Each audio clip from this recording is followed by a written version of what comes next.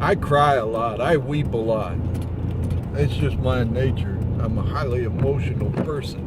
When I want to shout, I shout. When I want to ooze love, I ooze love. And when I want to cry, I cry. Well, it has nothing to do really with what I want. It's just the way I respond.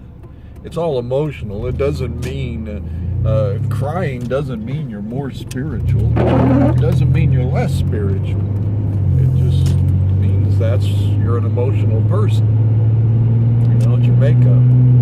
And you know, so I don't take any pride in it or anything. It's just who I am.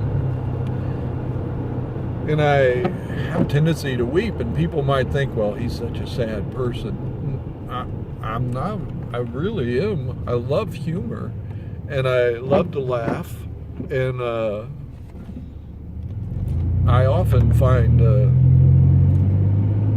things funny, and I do laugh, and I do dance, I do sing.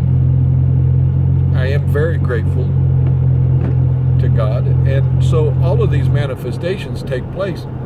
But I do weep for the church, and I do weep for the condition of people who need Christ.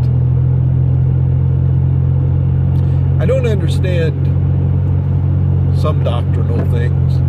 My mind doesn't work in a way that lines things up chronologically, and, you know, it's much more a poetic mind. It's just who I am. It's not very mathematical, you know. It doesn't excuse me, it doesn't put things together that way. And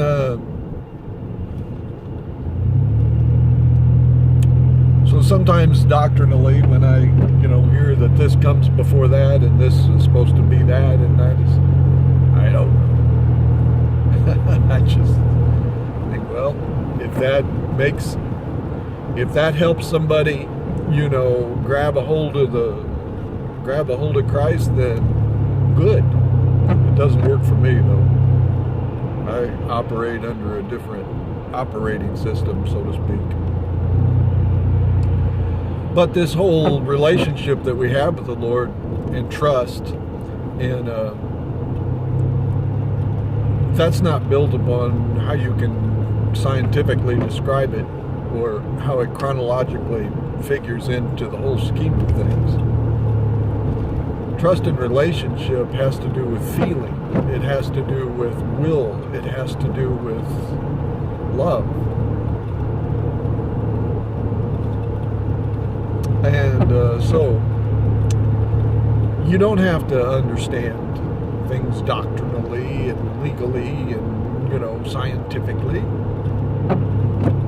If that's how you wrap around Christ, then so be it. But love doesn't steer you wrong, you know. Not the kind of love you can have for God, and the kind of love that He has already demonstrated toward us. You see, He's already demonstrated His love toward us. And our love for God is totally dependent upon us now at this point, our love for Him. So I guess what I'm saying is, this is the way I am. I make no excuses for it. I embrace it, in fact. It's just my part in the body. It's who I am.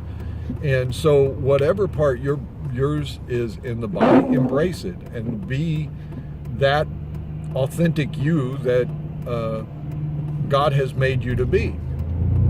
You are for a reason. He has framed you for a reason. Be encouraged. Be strengthened. Be who you are.